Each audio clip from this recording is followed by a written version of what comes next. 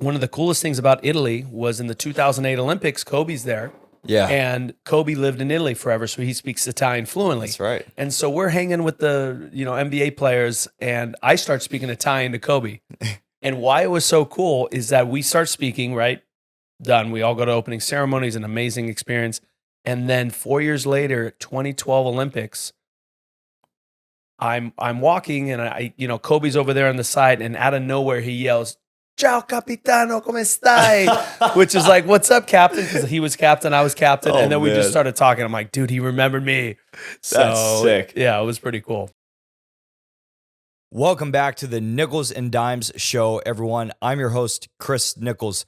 Today we have a very special guest, Tony Azevedo, 5-time Olympian, silver medalist, and in my opinion, the best American water polo player ever. This was very special for me personally because I grew up playing water polo, and I looked up to two main athletes as a source of inspiration and motivation to perform at my best throughout my water polo career. Just to give you an idea of where Tony stands, those two athletes were LeBron James and Tony Azevedo. We talk about Tony's Olympic highlights. He's got a really cool story with Kobe Bryant. We talk about his experience as captain of the USA men's water polo team for multiple Olympics and winning the silver medal in 2008 in Beijing, along with how he was able to keep up peak performance for so many years. But beyond Tony's accomplishments in the pool, he's making a huge impact on the sport by revolutionizing it through technology with 6'8 Sports and Azevedo Water Polo. 6'8 Sports is his platform that he founded with Maggie Steffens, who is also one of the best water polo players ever on the female side. Both went to Stanford, but they host a world-class academy in Fountain Valley, California for high school athletes who want to take their game to the next level. They put on a college series showcase for athletes to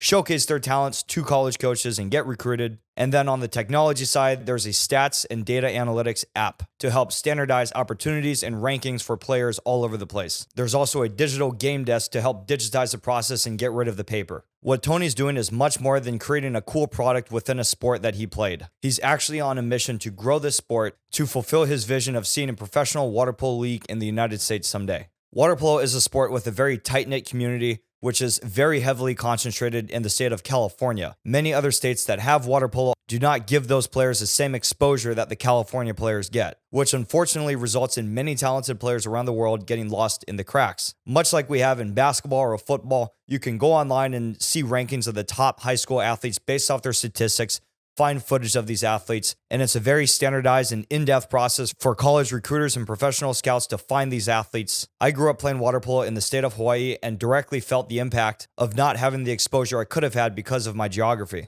Tony is aiming to fix that by democratizing access to opportunities for players all over the place so that the sport of water polo can truly platform the best athletes out there. And whether you're interested in water polo or not, we talk about a number of concepts in this conversation that can apply to any movement or sport out there that is looking to evolve and grow in a tremendous way. Before we get into the podcast, please subscribe to the Nickels and Dimes Show on Spotify, Apple, and YouTube, and follow Nickels and Dimes and Nickels and Dimes Show on Instagram. Before we get into the podcast, just a quick word from our sponsors. This podcast is sponsored by Power Sledge Oatmeal. You ever wake up, drag yourself into the kitchen, and just stand there like, what am I supposed to eat?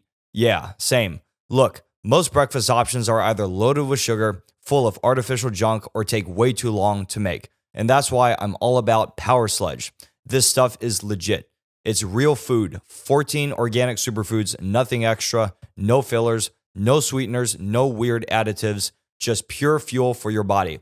Protein, omega-3s, antioxidants, all the good stuff without the garbage you'll find in those sugar-packed, mass-produced cereals. And here's the best part. It's ready in minutes. Just add hot water, mix it up, and boom, you're fueled for the day. No crash, no nonsense, just clean, real food that keeps you going. If you actually care about what you put in your body and want to do something that's designed for performance, recovery, and just feeling great, check out Power Sledge. Go to powersludge.com right now and use code DIMES, D-I-M-E-Z, for $20 off your first order. Again, powersludge.com, because your breakfast should work as hard as you do. This podcast is brought to you by Jungle Athletico, a Brazilian Jiu-Jitsu and MMA supply and apparel company. I love wearing Jungle's rash guards and shorts. I got hoodies and t-shirts. It's some of the coolest gear that you find. We're starting to see more and more people wear it at tournaments that I'm a part of. It's some badass stuff, so check it out. Use code Nickels and Dimes at checkout to get 25% off. Now, please enjoy this podcast with Tony Azevedo.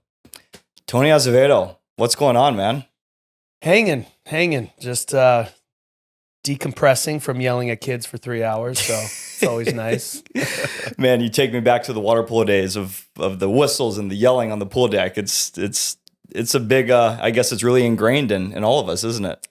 It is, especially me having a dad that was, the junior team, an Olympic coach. I'd travel all over with him. So for me, whistles is just, and screaming and him hearing his voice and his own whistle, it is just 100% natural. Yeah, that's awesome, man. Well, I got to say, this is a really special podcast for me. So I'm super thankful that you're having me over here at the Los Cab. How do you say it? Los Cab? Yeah, Los Caballeros Sports Village in Fountain Valley. And this is where you host your academy, 6'8 Academy, and you do clinics here as well? So we do some clinics here, but mostly this is our 6'8 Academy home. This is where we have kids from all over the world. They live here on campus, half of them, half commute. And then we have our gym. We have lunch and dinner for them provided here. We have our office, as you can see, where we do video, virtual reality, a lot of cool stuff, and then that big pool out there. So it's pretty fun. Yeah, well, it's a gorgeous complex, and yeah, it's. I love doing the podcasts at the place of work or in the environments of the guests, so I can really feel it and just have a genuine interest, curiosity, and interaction with what they're up to. So, and this show, the Nickels and Dime Show, has a focus on pro athletes who are usually turned entrepreneurs or some sort of entrepreneurial pursuit in the world of sports, right? So this is perfect, right? What you're doing. I grew up playing water polo. It's our sport, right? We care a lot about it. It's a sport that we, those who are passionate about it, we want to bring it. We want to help grow it. We want to help more people around the world get to know what it's all about, especially here in the United States, as it's primarily, bigger in Europe, right? But I've had a few other water polo guests like Alex Bowen and Jesse Smith, some of your past teammates. That's right. But I grew up with the impression of you being the best water polo player ever in the US. And I would watch videos of you before I would compete in games or train, and it was always a source of inspiration. So for that, thank you for all those years of inspiration.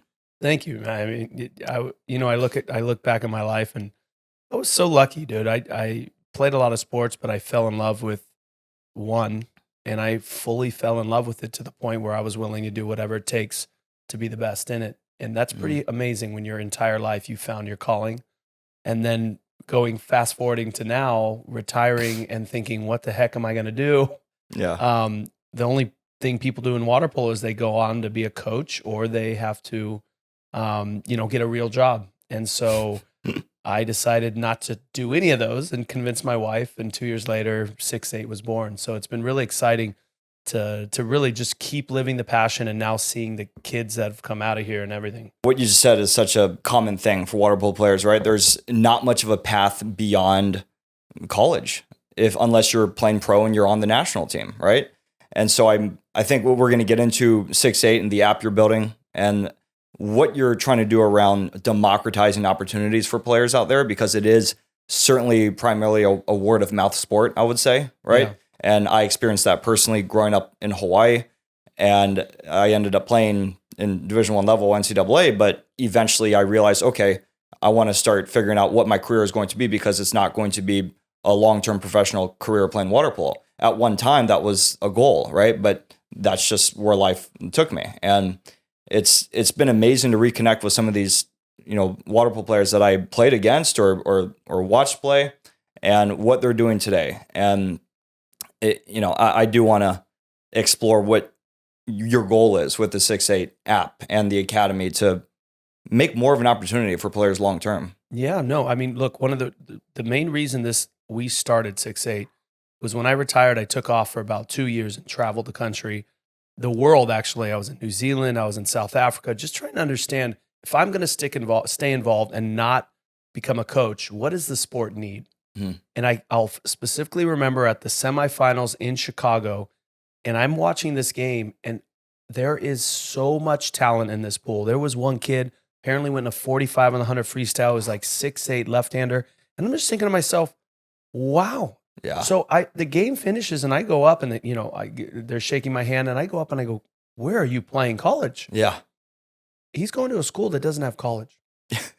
Because he didn't know how to egg beat.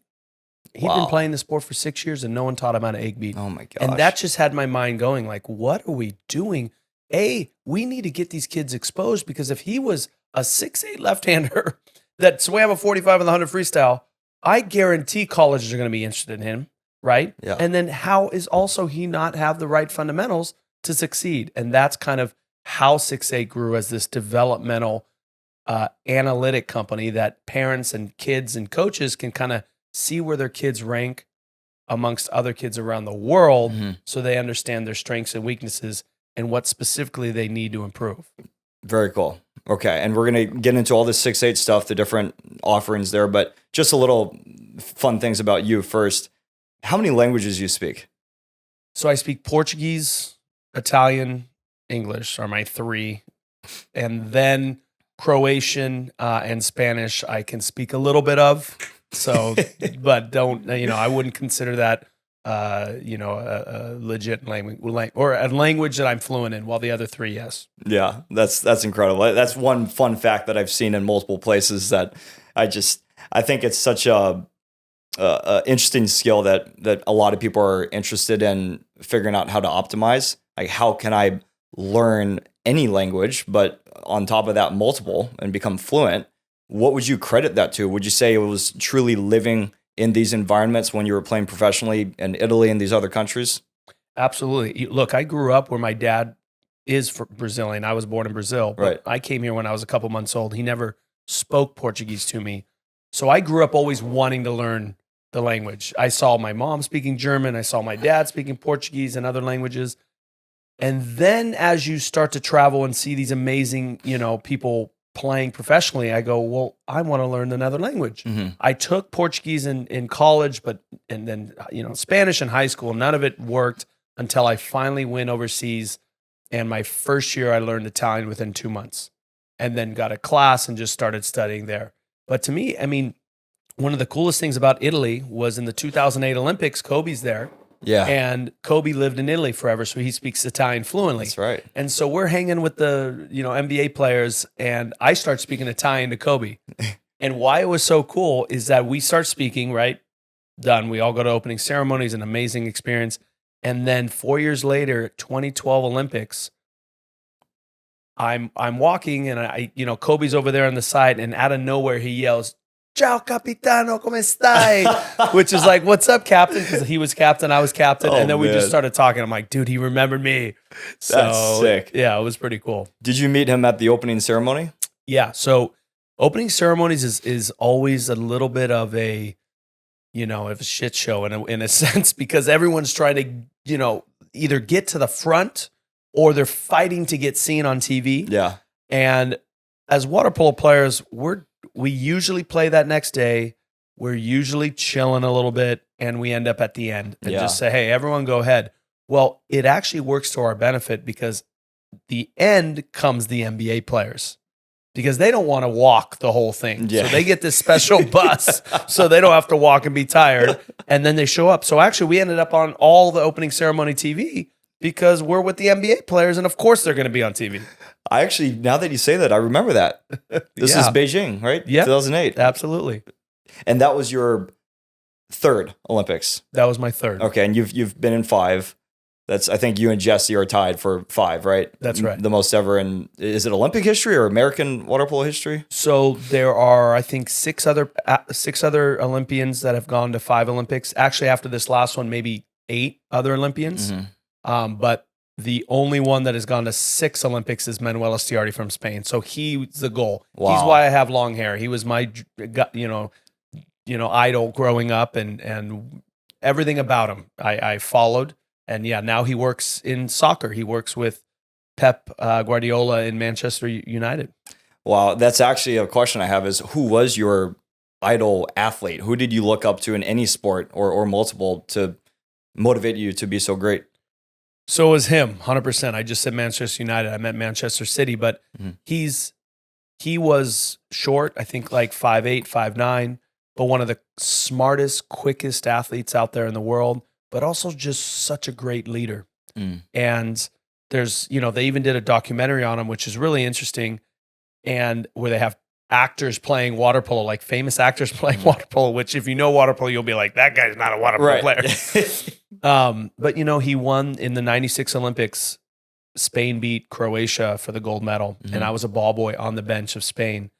And when I got to see that emotion and that passion, everything changed for me. It was like, I'm going to be an Olympian. I don't care what it takes. And at that time, I was a short, chubbier little kid. And then my life changed. And 3 years later, I made the national team, right? So it was always Manuel Estiardi. Yeah, wow. Have you brought up, I think I've read something about you in the past about Michael Jordan being a big one too. Is that true? Michael Jordan, but I'm a Laker fan. So it was more Magic Johnson. Got it. Was more of my idol, right? I mean, obviously growing up with Kareem and then Shaq and then Kobe, but it was definitely Magic Johnson, someone I looked up to. I just loved Magic's the ability. I've always been, yes, I scored a lot of goals, but I also was more obsessed with how do we win, right? How can I help the team win? How can we win a medal? How do we get better? How do I make them better? And I always felt Magic was that type of player. And I love Michael Jordan. And I still tell people, like, to me, he's 100%, maybe 100% top 3. You can't even, fight it. And I would argue number 1. Yeah. But I didn't look up to him like I did Magic. That's cool. Okay. So as far as the biggest water polo highlight ever, this is something you've brought up in multiple places. It was, to my understanding, it was the Serbia semifinal win in 2008, right? That got us eventually the silver medal. Yes. Against Hungary. Yes. And look, I mean, that was a very controversial, game that happened. So the Serbians had never lost to us since they were a country, right? They hadn't lost to the U.S. And we get to the semifinals. And if we beat Croatia, basically the way it worked was that they ended up throwing a game to get Croatia, who was their rival, a harder route, and then an easier route for them because they would beat Spain, who they always beat, and beat us, who they always beat, and an easier route. And then Croatia and Hungary, who they lose to, one of those would battle each other, and then they'd have one hard game. Wow, I didn't know that. Yeah, that's a fact. And so what happened is it was very controversial. Our coach, Dejan was the coach at that time, and there was half the team that was for losing that game. There was half the team that wasn't. Whatever happened, they lost the game to Italy. That put us in a position to get to that next semifinal. That put Croatia out. We end up playing Serbia in that semifinal game, and we beat them badly, 10-5. That's right. And that's not a close game. No, that is not a close game. And we just clicked, and all of us were so, as a team, there was nothing to stop us. We'd had such a great Olympics. We'd had such a turmoil quadrennium before that with 3 different coaches and no money from the USOC. And now all of a sudden, this was our opportunity, and we took it out on Serbia. And that was just a great moment. And then obviously after that, they imploded. There was a lot of fights where their best player broke his leg because of a fight with the goalie. Oof. This is all happening in the village. He got sent home, and then Serbia ended up beating Montenegro for the bronze medal. Oh boy, broken leg from a fight. That's from a fight, yeah. Being thrown on the stairs by another 6'10" goalkeeper. That's some dirty details right there. Yes, it is. Wow. See what you guys did. So, yeah, that was, such a highlight, right? And then going against Hungary, who's, again, you talk about idols. Hungary's style of play, Hungary's passion for the sport, the Hungarians, everything about Hungary to me equals water polo. Yeah. And I always looked up to them. And so for us to get to that gold medal against them and do as well as we did, I'm really proud of that. And the only reason I think, we didn't win that gold was we just hadn't been to that many big games compared to those guys where they won their 3rd gold, right? Yeah.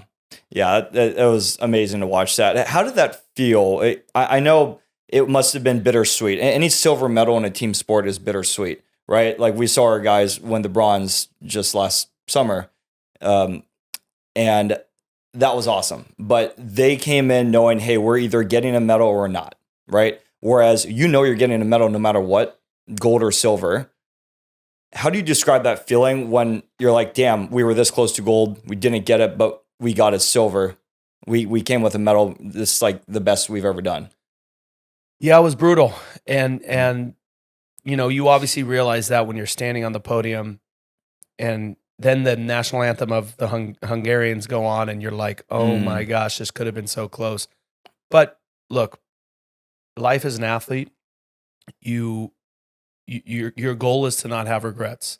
Your goal is to continuously push yourself every single day to be as consistent as possible in the water so that every day, every week you go home, every month, every tournament, there are things that you can improve on, but there is nothing you could have done better.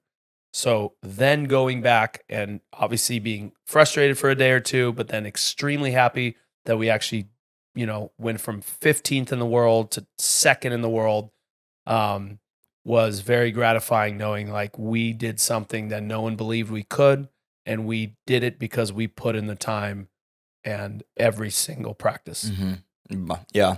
You bring up consistency. This is something that fascinates me about athletes that have performed and played at such a high level for a long time. How did you describe the way you approached being consistent, being so good for so long? So many great, talented athletes can be great for a little bit, right? And then I think the thing that separates the greatest people ever are doing it for a long time and staying at that level. Yeah, it's the habits, right? It's the habits. And obviously those habits change as you evolve, as you get older, as you maybe get kids or whatever they may be. But one of the first habits was, what are my goal setting? What is my goal for the week, the day? But ultimately, what is my end goal? Because I think people have the wrong idea of these, of great athletes. They think that we have 10,000 meters to swim and I get excited about it. Absolutely not. I hate swimming. Why would I get excited about that? It's 5 a.m. I want to be in bed. Yeah. But you jump in the water and you realize, what's that main goal? I want to be the best player in the world. I want to win a gold. Mm-hmm. And that motivates you, right? Yeah. And without that telling me every day and in my mind reminding me, Tony, I know you're tired, but so is everyone else. So's the Hungarians who are training right now. Who's gonna not, who's gonna give up first? Mm-hmm. And that goes back to me saying, no, it's not gonna be me. So I think that was one of the most important things, was that goal setting for me. And the second was just the same approach to every practice and every game, mm-hmm. right?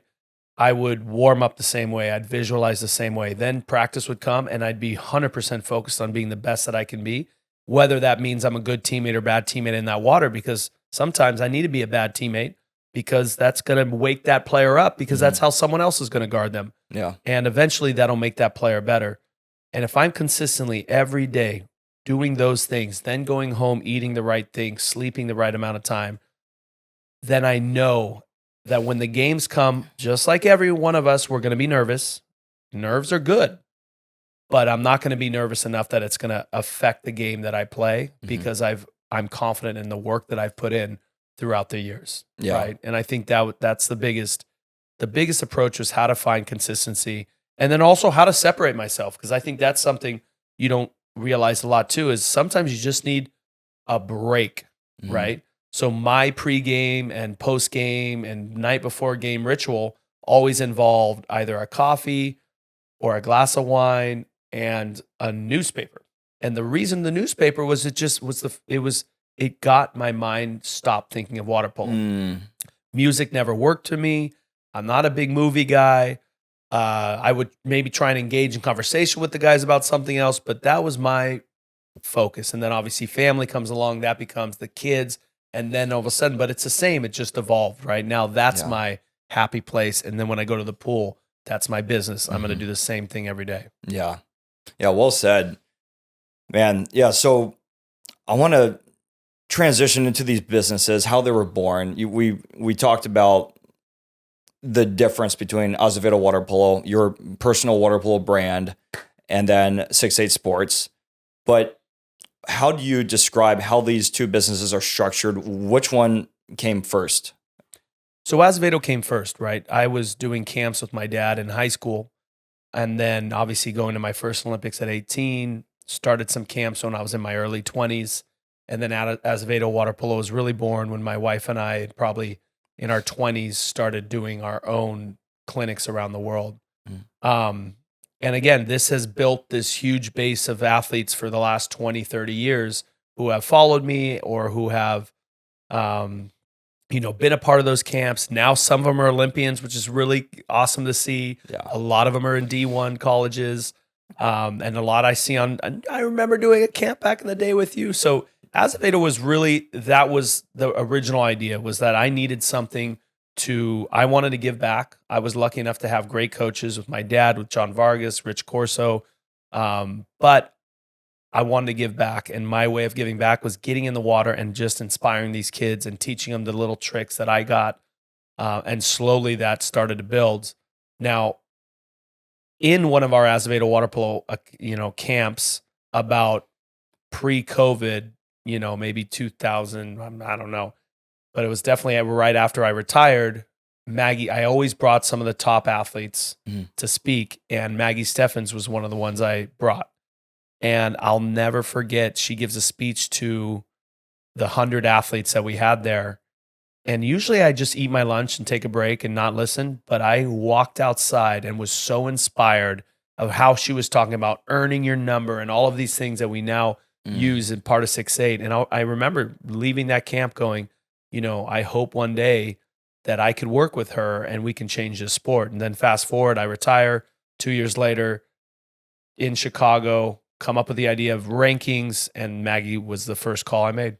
Wow. Okay. So just for context, Maggie Steffens is one of the top players ever out of Stanford, big time Olympian on the women's side for water polo. So pretty fantastic duo there to be making an impact on the sport. Yeah, no, I mean, look, you can argue she's 4-time Olympian, 3-time gold medalist, one of the greatest athletes ever. Yeah. Right.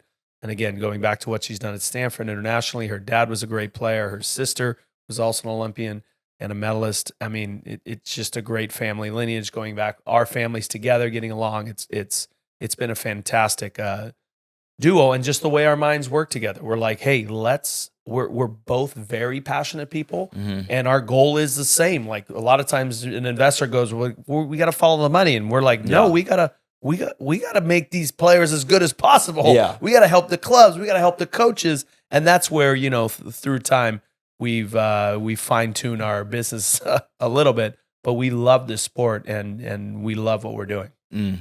So how would you describe what has been wrong with water polo that you're trying to fix through what you guys are doing with this? So look, what is wrong with our sport? There's a lot. I think the number one thing wrong with our sport is that Europe dominates it, and we allow them to dominate it. They make up the new rules every 4 years continuously. They have all their coaches go all over the country, and everyone listens to them like they know water polo better than anyone else. And it doesn't make sense. That's their livelihood. That's where they live. That's why a country the size, a small state in the United States can be better than our entire country, because they live and breathe water polo compared to here, where a lot of our better athletes are leaving other sports, right? What we need to do is get those athletes back. To do that, we need to start, in my opinion, treating our sport like it is professional, like it is a great sport. And I was always talk to our teammates as a captain, and you talked to Alex Bowen and Jesse. I was both their captains, and I told them straight up, you are going to look nice on the airplane. Now, luckily, Alex and Jesse were young enough where looking nice meant Lululemon pants, which is pretty comfortable. Right? But, back in the day, it's khakis on a long flight. But the reason being is, if we don't value ourselves as our sport, and we don't value ourselves as top athletes, then how do we expect to make money? Then how do we expect people to invest in the sport if we walk around in sandals and sweatpants and we're going to these beautiful events, or we're not going to the events because we're lazy or whatever it is? Like, look, I'm a beach guy. I wear shorts, sandals all day long and no shirt usually.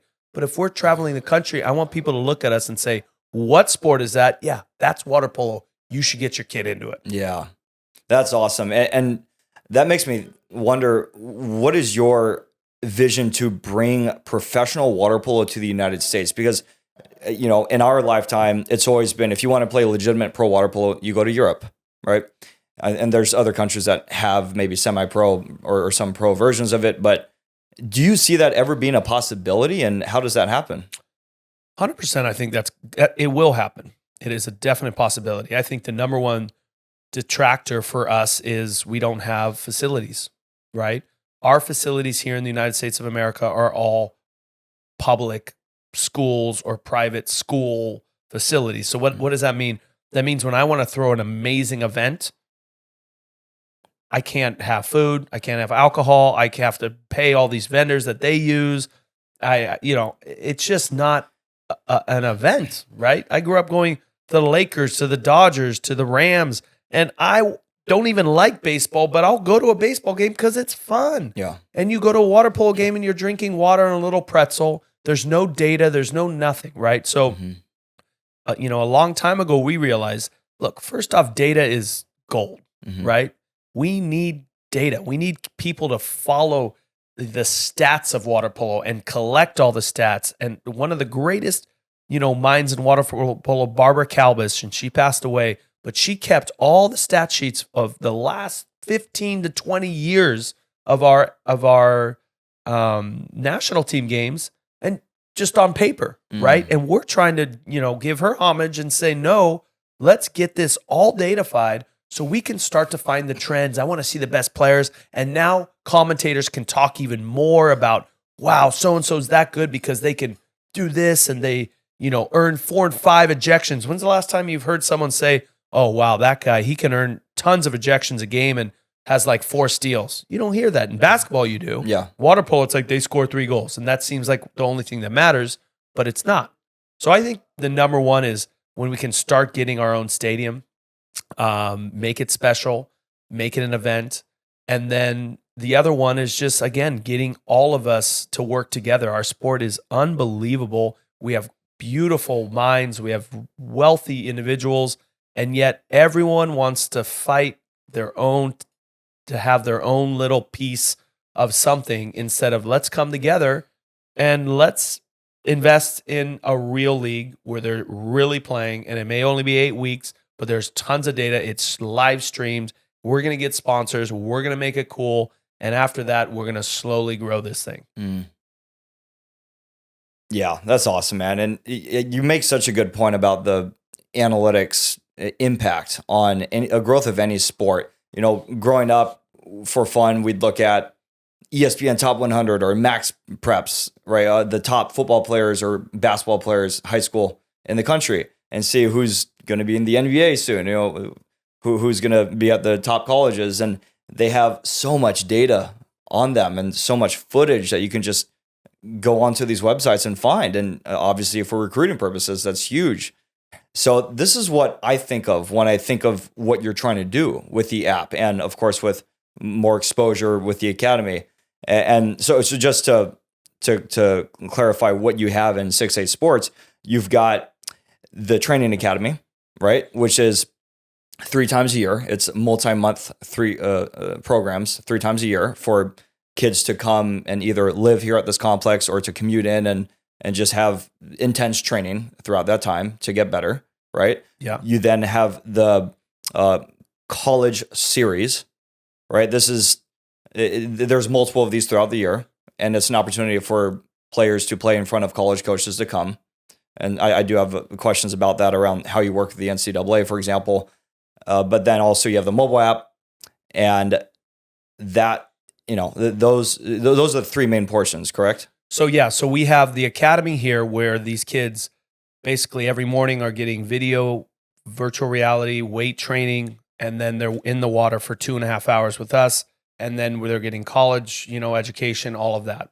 The second is going to be the showcases, which we can talk about a little later. But essentially, these kids are getting thrown through a kind of, a challenge where then they get put on different teams. And because it's a clinic, college coaches are able to coach them and talk to them and everything along that lines. So these kids now from all over get to play against kids from California, from Australia, from Brazil, and now the top, everything's stat-based. The top stats end up going to the gold medal game and the gold medal game, blah, blah, blah. The two other aspects, we have a mobile app and a game desk app. A game desk is more for your iPad or computer. The mobile app is for the athlete and the mom and dad.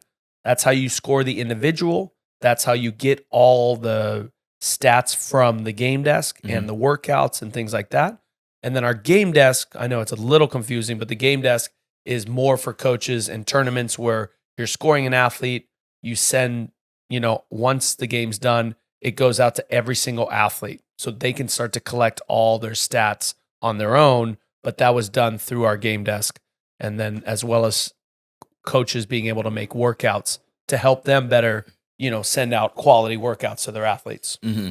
Okay, so how does your app become a standard for all water polo games so that everything is being logged? Because I feel like it has to get there in order for it to become the main go-to data source, right? Yeah. I mean, look, it's pretty frustrating. So we have a partnership with USA Water Polo, and there are a lot of tournaments around the country that all we are asking them to do is get rid of the paper. It's one person who writes the stats on a paper that is thrown away.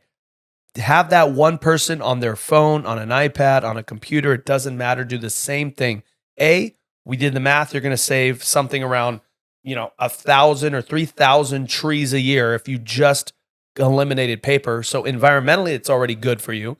And then B, we actually can now use all that data to help us understand, hey, last year we did this.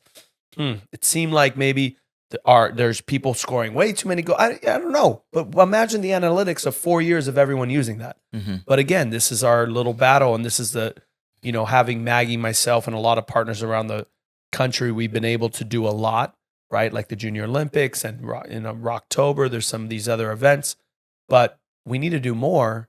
And again, it's just getting people to think bigger.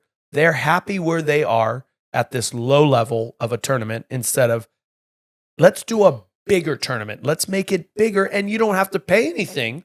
Just get rid of the paper. Yeah. Right? And that's been the biggest struggle. If you can imagine that they would prefer to stay base paper pen instead of moving into the modern era for nothing. Mm-hmm.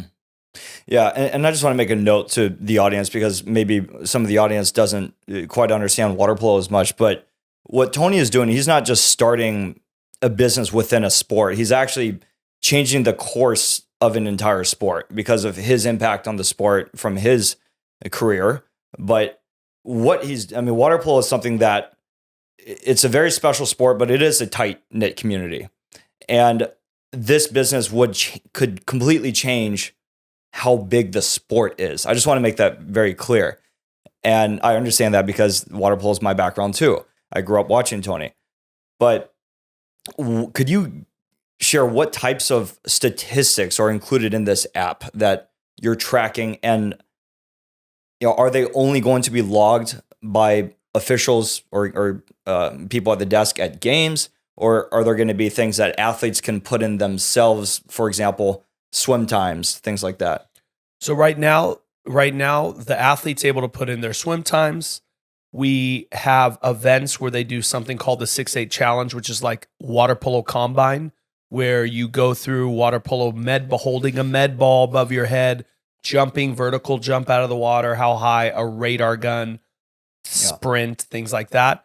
And that's a physical aspect. And then the tactical or the game desk is going to be your performance indicator, which is a sum of all the statistics in the game. How many steals, blocks, missed shots, earned ejections, which is going to be negative, penalties, also turnovers, all of these statistics as well. So the idea is to reward that athlete that may not score goals, but does so much more for the team and is so much more valuable, but at the same time, show the ones that aren't doing well where they're lacking, right? I know in basketball, their plus minus is when you're in a game, how's the team doing? And when you're out of the game, I just think that's fine, but that doesn't help the individual athlete how to improve because, you were in and LeBron James scored 20 goals, so you get a plus minus. Yeah. No, dude, it was that guy.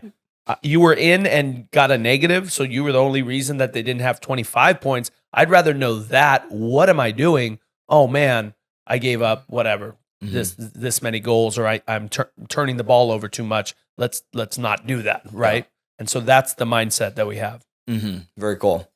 So when you compare players who are tracking performance like this in high school versus club, I feel like water polo is a sport where there's like a big emphasis on one or the other. It's some people would argue, oh, you really got to just do well for your team and your school in the season, and others might say, oh no, you really got to show up to the ODP, the Olympic Development Program, and the USA Water Polo Club stuff during the summer or off season and perform there.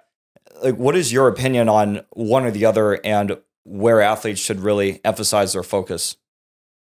So club is the most important, 100%. High school is your least important because, I mean, high school's 3 months, maybe less. And during those months, it's really ironic, but during the men's high school, the men's are in college or in season. During the women's high school, the women's college are in season. So they can't even go watch the games. Yeah. They maybe see a handful of games. And look, they all know who the top teams are. They'll show up to the finals. But otherwise, high schools are your almost irrelevant compared to everything else.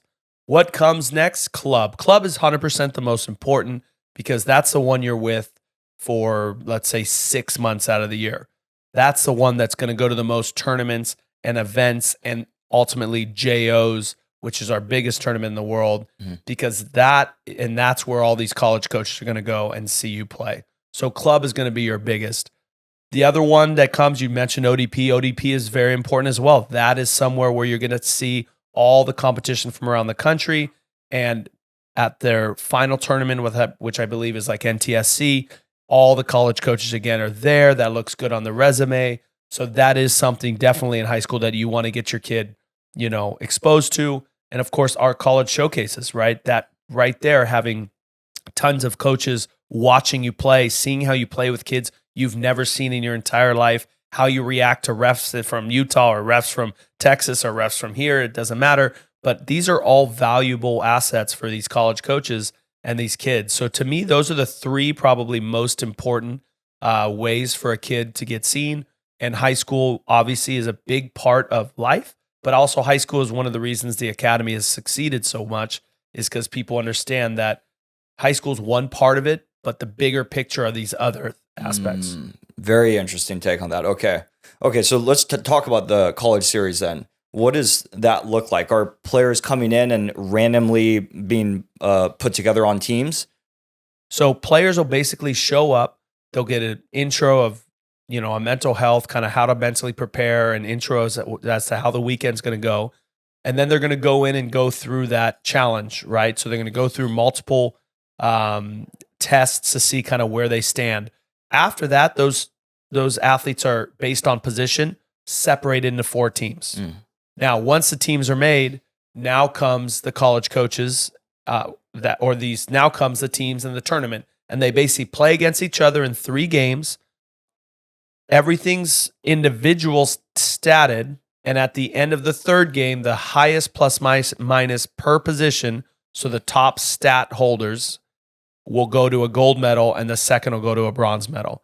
But again, this is a very clinic style event, so it is a lot of teaching, a lot of hands-on warming up, and the college coaches especially. So that's how we're able to have these kids being coached by college coaches, because again, it is a clinic. You're sitting there giving them this value that they would never really get, because of the showcases. So that's been really one of the biggest ways we had so many kids be exposed to colleges. That is cool. Do you see any issue with random athletes being put together who all are trying to make a statement, be a star, score goals, versus kind of approaching it with a team mindset in these settings? You definitely do, 100%. And so one of the things we've done is we started giving negatives to players who were maybe giving up goals so they could take off on a counter and score, right? Transition. And we've started finding those players that are a little bit more selfish, but you'd be impressed. Like the ones that are the selfish ones, they end up not being in that top plus minus, because a goal may be of 1 value, but 2 blocks is of a much higher value than a goal. Yeah. Or 2 steals, or 2 earned ejections, and 2 assists is way even higher. So the ones that are playing together as a team are the ones succeeding. Yeah. The ones that are struggling are the ones that maybe aren't as confident. They're nervous about, getting involved, or they're weak in a certain category. And those are the ones that, look, this is what this is for. It may hurt being in the bottom of the plus minus, but the idea is there are reasons why you're in the bottom. You had 10 ejections, right? That's a problem. You had, you had 14 turnovers. Like, why are you turning the ball over? Right? So these are little things that hopefully they can go back and say, why do we need to get better? But then that's our teaching during those events is this is how you get better. Got it. Okay. So moving to your academy, which was going on this morning, right? Yeah. You're coaching. Who is your target audience for this? Obviously, kids from middle school through high school, mostly high school. Yeah. But what type of people are committing a few months to showing up here or even living here in the complex to get top level training from you and other amazing coaches? So we've opened up 7th and 8th graders. We choose a smaller handful of them because we've seen a lot of success as to how quickly they grow. But the big chunk of it is high school athletes. We get freshmen, sophomore, juniors, want to go to college, come to us with these aspirations, and we tell them, this is where you're at now. You want to go to this school, this is where you're going to need to be. This is what you're going to need to do. And if they do the work, they end up at that school, which we've seen a lot. They don't do the work, well, we're also very truthful. We're not here, again, like we said before, I should be more business-minded, but it's not about the money. We've told people, go home, it's okay. But I also have to be honest with the kid and the college coach and tell them, this is where the kid stands, right? And I told you needed to do X, Y, Z. You didn't do X, Y, Z. So those colleges are most likely out of the picture for you, right? And then we do have gap years. Every year we have 2 to 3 gap year kids who, because of roster limitations, need that one extra chance, and that's us. We'll come in, make them the best in shape possible. That's the year they grow physically the most, and then boom, they're ready to go there and participate right away in college. And to clarify that, this is outgoing seniors from high school who will take a year off and then go to college a year delayed. That's right. So instead of going to a college after senior year that they're maybe not so happy with or that doesn't have water polo, they'll come to us for another year. We'll give them opportunities like going to Europe with my sister and going back and forth through us. And then all of a sudden the next year, they're 12 months older, 12 months bigger, stronger, faster. And now those colleges are much more interested. Okay. And are you able to talk about pricing for the academy? So I don't know pricing because I told you before, my wife is the finance, Maggie's the marketing and mind with me and connects with everyone. But essentially we have for the academy, there's a commuter price, which is the kids that'll come in, they participate in the academy, and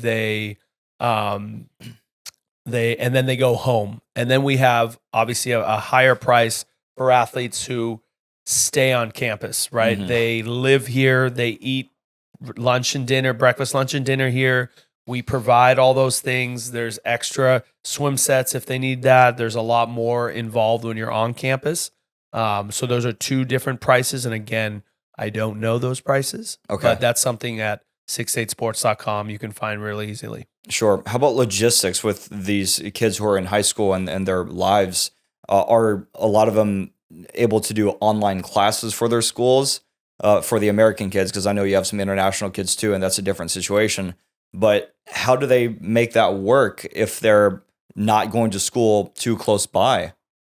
So they're all online. Okay. I would say that there are some that do hybrid online and offline at certain private schools around us, but 90% of them are just fully online. So they'll finish the academy, they'll get their lunch, they have an hour to eat and relax. Then they have a 4-hour period where they're not allowed out of their rooms or not allowed to leave campus, and that is their school period. There's, a lot of great prime academies. There's a lot of great academies out there that we use that are school only, and they do a good job of having in-person tutors, whatnot. And these are all places that we let the parents choose, but these are all places that the top schools, the Stanford, the Harvards, all accept. I see. And so they'll do that, and then they'll go do club in the evening. Got it. Okay. And do you have to work out any sort of agreements with the schools for their kids, or is this all on the kid and their families? This is on the kid and their families. And we've gone back and forth from maybe taking a bigger role into exactly the type of education. But as we see, everyone's different. Some want these extremely high priced and high energy and high, progressive education, and some want something more on the other side, and then some want something where, like, look, my kid's not going to be a philosopher, and he just wants to have a good education and play the sport he loves. So that's where we've kind of let the parents decide, and we give them help. We have over 20, I think, online schools that they can choose from, but we definitely let them choose. I see. Okay. Very cool. Okay, so some of the marketing efforts, I know you mentioned that's Maggie who focuses on that. Yeah. I'm sure you could talk a little bit about it at least, but what is your understanding of the overall marketing strategy? Obviously, within the tight-knit community of water polo, your name, Maggie's name, your faces are huge, right? A lot of people recognize that and understand the validity that you guys bring to whatever it is you're doing within the sport. But how do you get the message out there? Yeah, look, say that's the hardest thing for us is teaching people exactly what we do. Yeah. Right. So Azevedo Water Polo has been huge because we have such a following and a lot of loyal athletes. And Maggie's created her own Stefan's business as well. So cool. These are ways that you can connect with us and we can explain what 6'8 Sports is doing.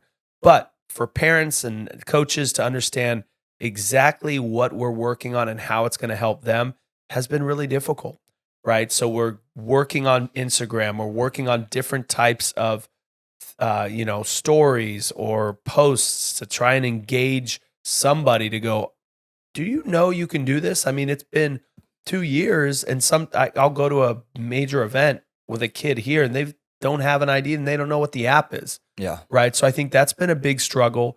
Definitely the most important for us has been these major camps that we do. Again, right now with Azevedo, and Maggie just did a huge one up north on her end, because you're one-on-one, all those kids love you. And then boom, then all of a sudden they understand what it is. Mm-hmm. The showcases have been another one. And so, yeah, that's just it. We're hoping USA Water Polo can become a bigger one, and partnerships along the way. Mm-hmm. Yeah, and just to paint that picture of how people can discover you through Azevedo Water Polo, for example, you go to Tony Azevedo's website, he'll have all the 6'8 stuff on there, and you can click on each offering, right, and learn what it's about. And you mentioned trying to get more action on social media, the camps. It still comes back to just where water polo is as a sport. Around it is heavily reliant on word of mouth to spread any message, whether it's getting the message out around 6'8 Sports, but also putting the paper away at the game desk and using the app instead, which doesn't cost them any money. Everyone should be doing it. It's the same reason why people started to use DocuSign or digital signatures at one point, right? It's like the same type of digital transformation that should be occurring everywhere. Yeah. And at first, when DocuSign first came out, it was a pain in the ass. I had to open in a different document, whatever. And now it's amazing. You're just constantly just pop, pop, pop, pop, pop. And that's the same concept. Like, let's evolve. Eventually it's going to happen. Mm-hmm. Who wants to be a part of that journey, and who wants to be the one against it, who now all of a sudden will end up, oh no, I have to learn this thing. Now it is more complicated because it's evolved even more, especially now using AI, which is something we're starting to do. It's going to be even easier, even more in depth, and even more beneficial for the athletes, the kids, and the parents. Tell me about the AI aspect to that. So the AI is just, it's changing everything, right? The ability to create anything you want in a much quicker and easier way, and also answer a lot of questions. And so for us, we see AI as a way to eliminate a lot of the barriers of entry, right? Whether it's scoring a game for a kid, someone who doesn't understand it, or using the AI to just break down a video, for example, or also just creating, amazing workout plans and things like that. So there's so much potential with AI. and we're about halfway through our big development, but it's going to be exciting to see what that's going to allow us to do and how from there we can change the sport, and make that difference that Maggie and I have always wanted. Mm-hmm. That's cool. Okay, so the AI portion, it's still in motion, but we can all kind of guess the possibilities based off what you just said and what's available to us already. You had mentioned the analyzing a video and being able to pull statistics from that. That's pretty cool. Yeah. No, I mean, right now people pay $3,000, $4,000, $5,000 for huddle, or $10,000 for spy something. I don't know what it's called, but there's so much of this stuff, and that stuff's great. But what about the 90% of coaches out there in the country, or parents that want more for their kids and their kids want more? That's where no one thinks about. I get it. If you're a club coach, you got to win. If you don't win, or the kids, you're not teaching the kids, you're probably not going to be the coach for long. Mm-hmm. But for us, it's like there are so many kids who can be better and be great, and parents who really will be there to help, but we don't have enough information for them, right? And we don't have the right information for them. And then when all of a sudden it comes to that big time in high school or sophomore, junior year, and now a lot of this stuff is all political. Well, you are from SoCal, or you're from, Orange County, and you make the team. Well, what about the kid that's, again, 6'11" from Chicago, and he's a left-hander? How come that guy didn't make it? Oh, that year, there was a rival coach who was the coach, and he didn't choose your son. Oh, that shouldn't happen. Yes. We should have data that we can say, guys, I'm just saying, we don't have a left-hander in the last, 3 Olympics, right, or 2 Olympics. Yeah. Why? Well, how is that's 8 years ago? How do we not? You can create a player in 8 years. There should be 10 left-handers in the pipeline, mm-hmm. and they should be given every chance, and one of them will go to the Olympics. And now we don't have to worry about left-handers. The Hungarians do that. They have 2, maybe 3 a team, right? We just, Ben Halleck is right now, took some time off of the national team.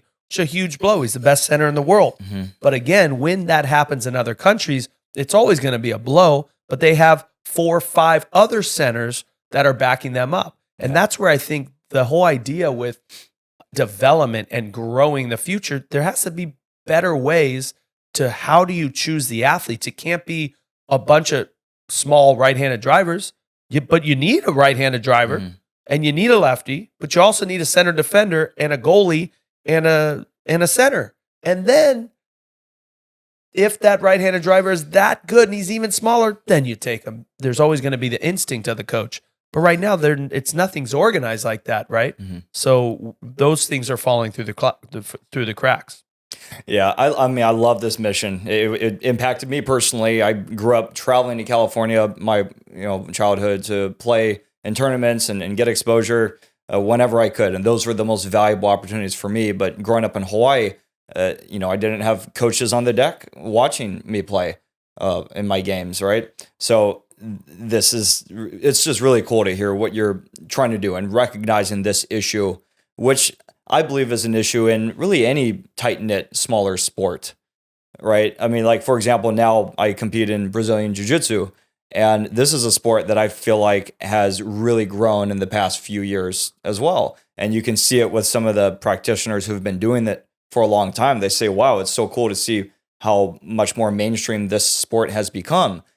People like Joe Rogan who talk about it help, right? Yeah. So like that's one example of a way a sport can grow. You get a massive influencer who supports it and talks about it. And so maybe, you're taking that role in your way, but hopefully we can find more people out there who can really get behind water polo and recognize how beautiful of a sport it is to help it grow. Because I think that that's really what's holding back what you're trying to do with some of the challenges you run into.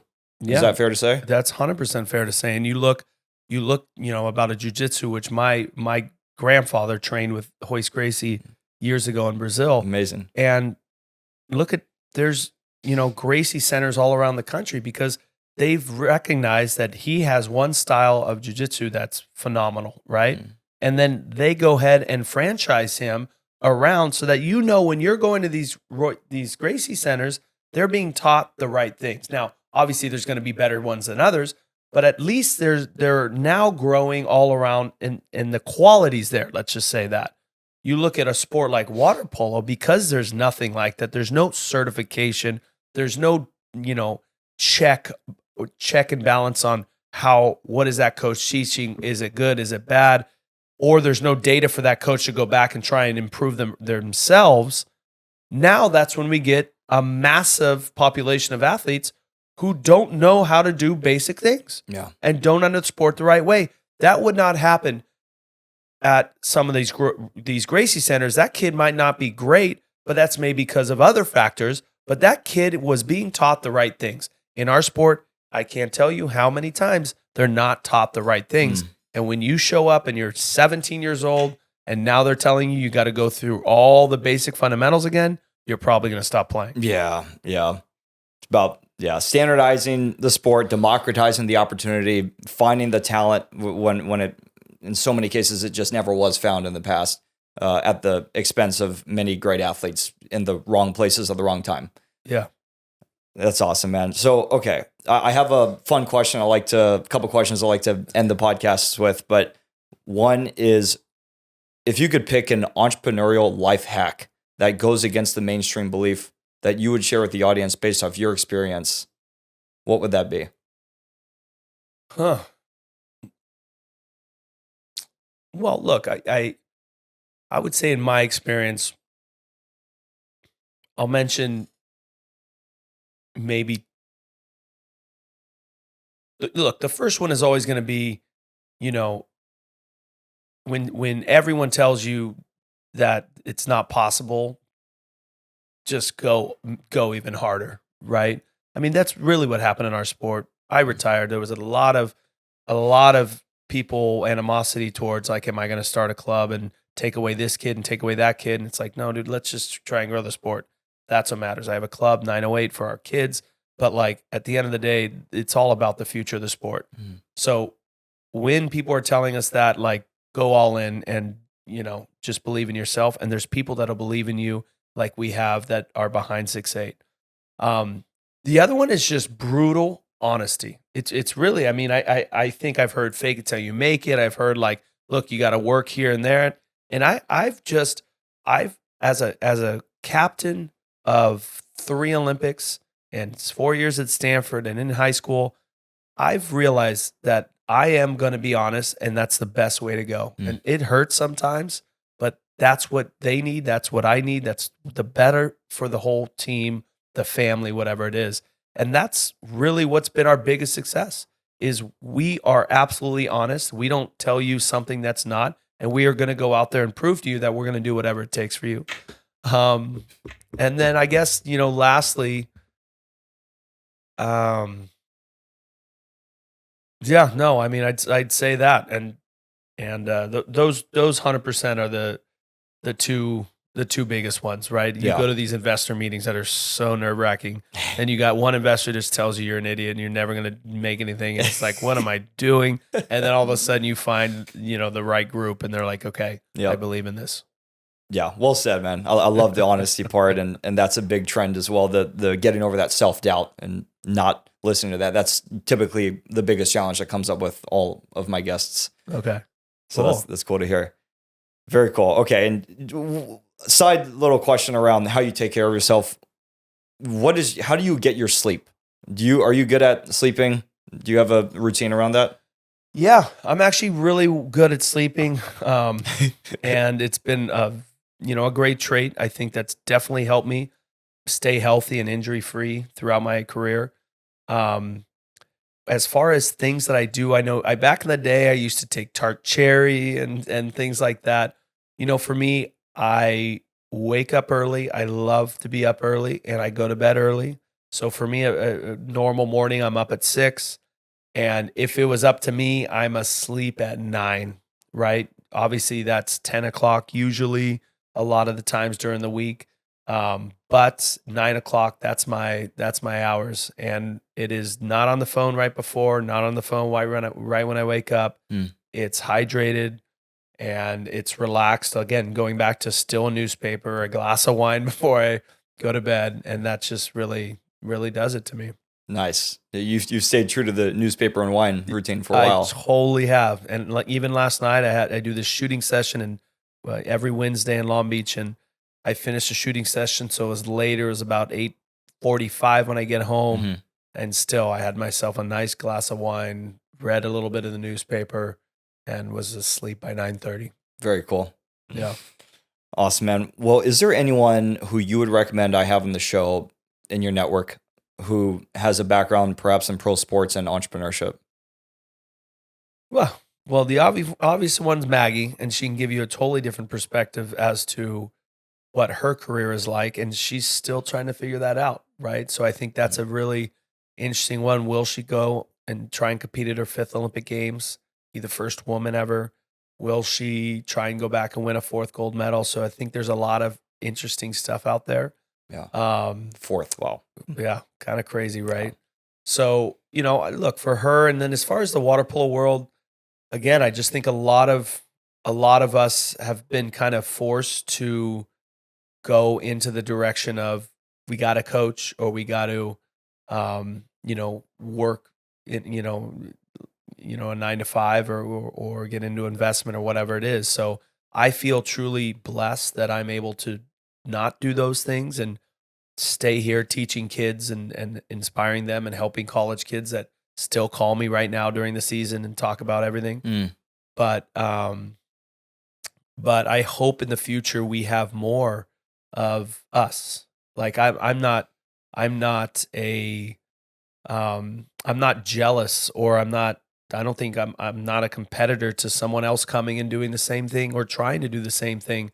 And if anything, help us out and we can create another, version somewhere else. Because I do think the future is going to slowly start to trend this way as more and more athletes and parents are fed up with the way their kids are getting, not seen, right, or coached. And now all of a sudden you're going to open up a bigger opportunity for them, which will, hopefully pay off for them in the future, right? And again, at the academy, I think the main thing I tell people, we're not here just to make you better water polo players.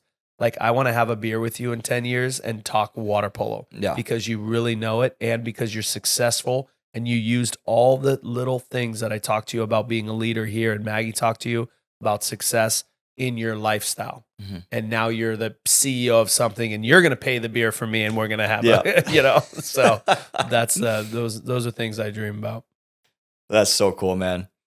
Well, Tony, I love everything you're doing. It's been such a treat to watch you over the years, and I just appreciate what you've done for the sport, what you are doing for the sport now, and can't wait to see what you continue to do ahead. And you may be the reason why we have a pro water polo league in the United States someday. Thank you, and I hope we do, and I hope I am, and I know we're going to do it the right way, and it's going to be exciting. So. Yeah, keep an eye on us at 68 Sports and TonyAzevedo.com, and we have tons of our Instagrams and things like that to follow. But we are moving and grooving, and again, we have a lot of stuff launching in the near future. So thank you so much for having me on, and I'll make sure all water polo players are watching Nickel and Dimes. I love it, man. Well, thank you. Yeah, and we'll link all your socials, all the websites on this episode. So cool. We'll get the message out. But thanks again, Tony. This is so cool. Thank you. All right. Bye, everybody. Thanks for joining me for this episode of the Nickels and Dimes Show. Please hit the subscribe button on YouTube and follow my Instagram page at Nickels and Dimes. The podcast Instagram page is at Nickels and Dimes Show. And please like any of the videos you come across on either platform and leave a comment, leave feedback. It helps me to improve and innovate and to continue to scale and bring more interesting guests to the Nickels and Dimes Show. Thank you all for the support, and we'll see you next time.